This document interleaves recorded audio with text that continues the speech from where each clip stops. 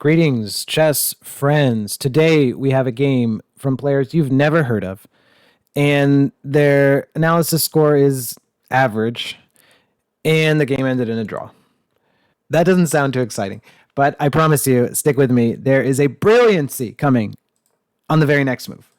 Here, knight a4, bishop takes f2. This game gets kicked off in a hurry, and I think you all are going to absolutely love this one. A truly epic draw, and you can see that I put the engine on here as I wanted to show some of the confusing moments. This is a game unlike any you've ever seen. Okay, what is going on? It's move number 4. We've already seen a brilliancy here after the kind of odd move knight a4. Oftentimes, one player takes the game out of typical waters, getting into one of those weird chess positions you don't see often, and it's contagious. Or both players completely contribute to going off track. So let's see. Here we go. Queen h4 is check already. If you block with the pawn, queen takes e4, picks up another pawn, but also threatens two of the white pieces. The engine giving, again, queen e1 you see there, and some crazy variations. Perhaps taking this pawn. White would take that pawn afterwards. Didn't happen in the game. He played king e3, and again, setting the game quite on fire with that type of move. Provocative. Queen f4. Now, of course, those more experienced chess players know we need more pieces than just our queen. In fact, the queen is not so good when it comes to attacking by herself. d5. That introduces some pawns and the bishop, and black is clearly going to be checkmating soon. Right? Queen takes e4. That also attacks the knight, and I think everybody would prefer black here. But the engine says white's okay. d4. Kind of a modern defense, and clicking through this variation for just a moment, e takes and just cool, calm, king b3. These pawns almost obstruct black's attack, and you can see the white pieces are ready to spring to life. Bishop, knight are all ready. If only our king could just tuck away maybe quickly like this, white would actually be doing quite all right. Interesting, but not to be. He just keeps running the inertia of those king moves. Very, very scary. Knight a6, a natural looking move. I think this was based on the thought if bishop takes this and pawn takes back, we would be able to use our rook right away in the attack. So I think that was kind of their way of saying we're developing a piece, but also the natural capture isn't so good.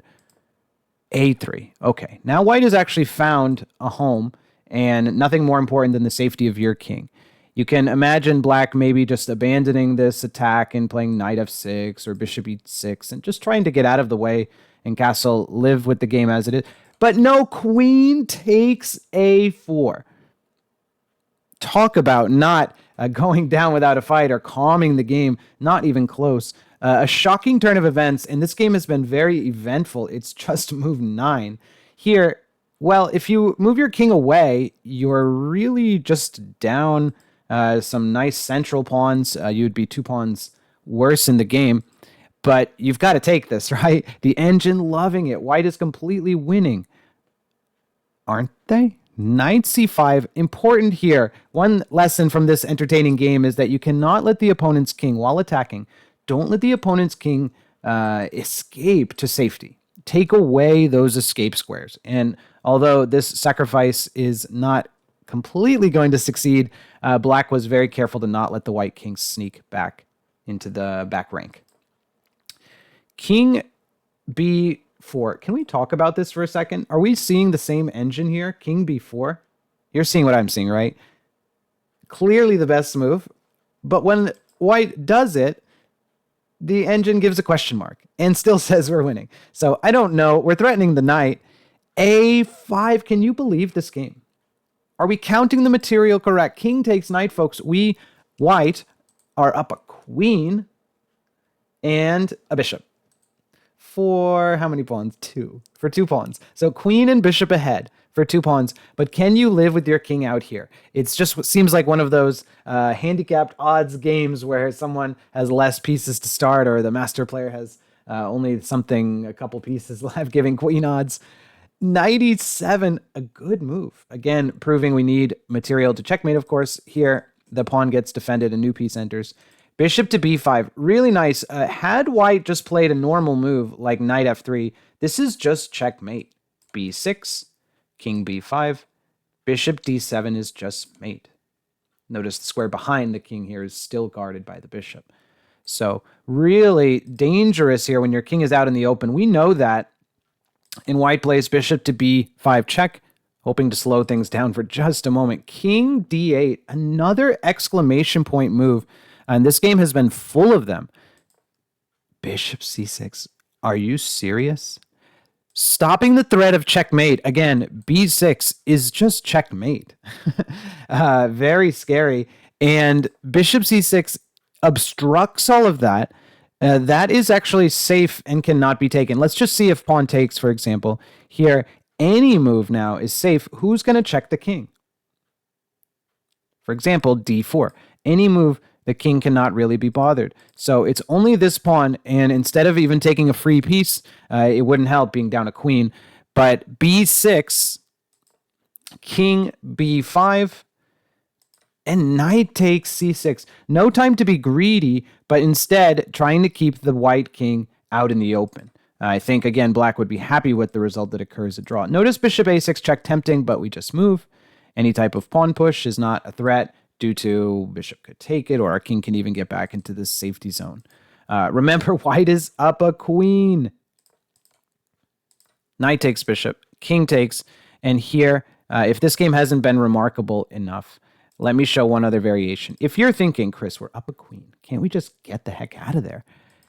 King a4 runs into a spectacular checkmate in 3 here. A nice little puzzle for you here. Black to move mate in 3. Knight d4. Again, a key theme, taking away the escape squares. Notice all of these squares are guarded.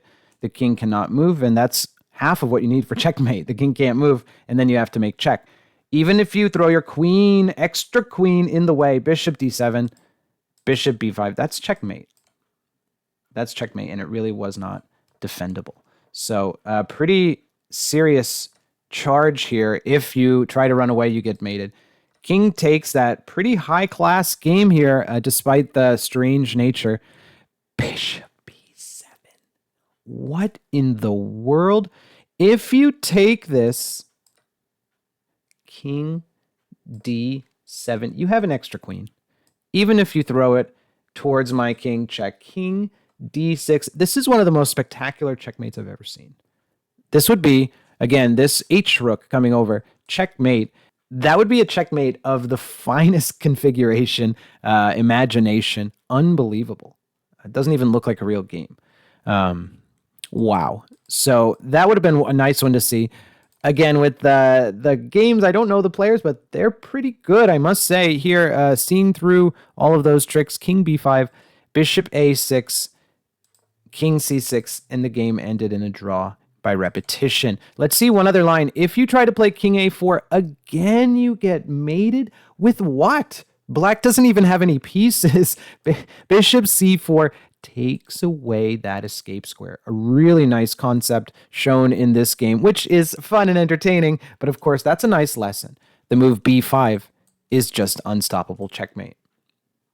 Wow. Again, the game ended in a repetition here, but both players really threw everything at each other, defending, attacking right from the third move of the game. Bishop takes f2. Really romantic game like you don't see anymore. Imagine if someone played this in modern day chess. Thought it was fun to show the engine here, as the engine really maybe misjudged or didn't quite understand such a bizarre game. Again, thought white was completely winning here. But as we play through those moves, it does recognize, wait a minute, this is actually all zeros, despite the fact that white is up a queen and a minor piece. So king safety above all else. Well, that's the key lesson in all of chess. So really nice one. A lot of brilliancies. You can find so many of these nice games throughout chess history. I think that's really one of the great ways to improve and enjoy chess, no matter what your age or level. So keep watching, folks. Really excited, getting a lot more views and encouragement. So I appreciate you, and hopefully we'll see you next time.